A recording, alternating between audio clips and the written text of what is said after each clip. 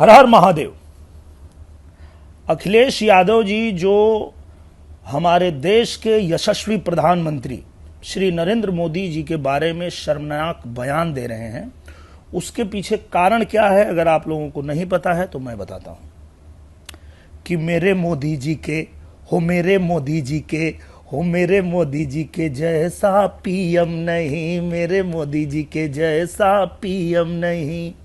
और अखिलेश यादव के छटपटाहट का सबसे बड़ा कारण योगी बाबा लेके चले बुलडोजर, योगी बाबा लेके चले बुलडोजर, अब इनके गुंडों से डरते डीएम नहीं। मेरे योगी जी के हो, मेरे योगी जी के जैसा सीएम नहीं, मेरे मोदी जी के जैसा पीएम नहीं। यही बात देश की जनता कह रही है। प्रधानमंत्री और 1 महीने का कार्यक्रम वहाँ रखे जा रहे हैं। बहुत अच्छी बात है। 1 महीना नहीं, 2 महीना, 3 महीने वहीं रहे, अच्छी बात है। वो जगह रहने वाली है, आखिरी समय पर वहीं रह जाता है बनारस में। कॉरिडोर का लोकार्पण किया, उसके बाद में उन पर कटाक्षों की बौछार हो गई। अखिलेश यादव कहते हैं कि अंतिम समय में तो काशी में ही आते हैं लोग, क्या कहना चाहेंगे?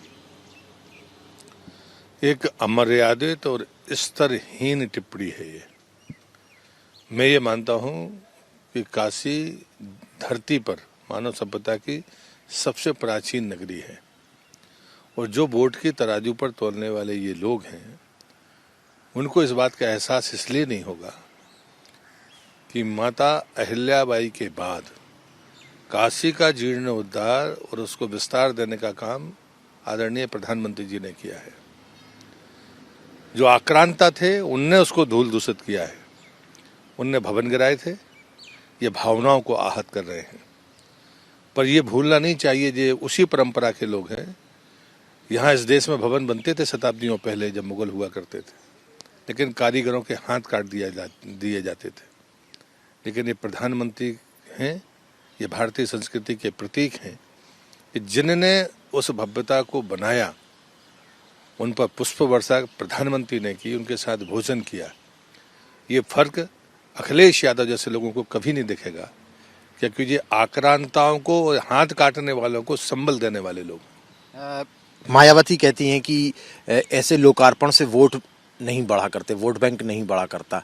मतलब वो सीधे तौर पर कह रही हैं कि प्रधानमंत्री ने ये जो कुछ भी किया सिर्फ वोट बैंक की राजनीति के लिए। आज़ादी के 75 वर्ष हो गए, चल रहे हैं, 75 वर्ष हो रहे हैं।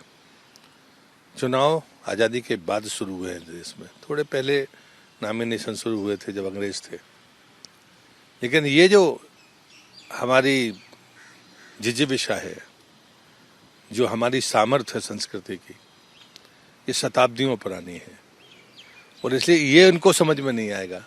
वोट की तराजू पर आप जब जीर्णोद्धार हुआ होगा और जब राजा रणजीत सिंह ने उस पर स्वर्ण चढ़ाने के लिए मनो सोना पहुंचाया होगा, तब वोटें नहीं चलती थी। वोटें आज डल रही है। ये मायावती जी को समझना पड़ेगा, थोड़ा इतिहास को पढ़ेंगे तो अच्छा रहेगा। एक अंतिम सवाल जानना चाहता हूँ, क्योंकि प्रधानमंत्री पर कटाक्ष करने वालों में जम्मू कश्मीर के पूर्व मुख्यमंत्री अब्दुल्ला साहब भी, वो कह रहे हैं कि देश को मजबूत प्रधानमंत्री की ज़रूरत है। वो प्रधानमंत्री जो वर्तमान में है वो कमज़ोर प्रधानमंत्री है, उनका कहना। मुझे लगता है कि फारूक साहब की बात का जवाब नहीं देना चाहिए। उम्र का तकाजा कहिए, जो परिस्थितियाँ हैं, जब आदमी इतना भ्रमित हो जाए कि उसे खुद का ही एहसास ना हो, तो उसकी टिप्पणियों पर ध्यान नहीं देना चाहिए। बहुत बहुत धन्यवाद हमारे साथ बातचीत करने की। रीजन सीपी के साथ Himanshu Tiwari, Republic India network, Delhi.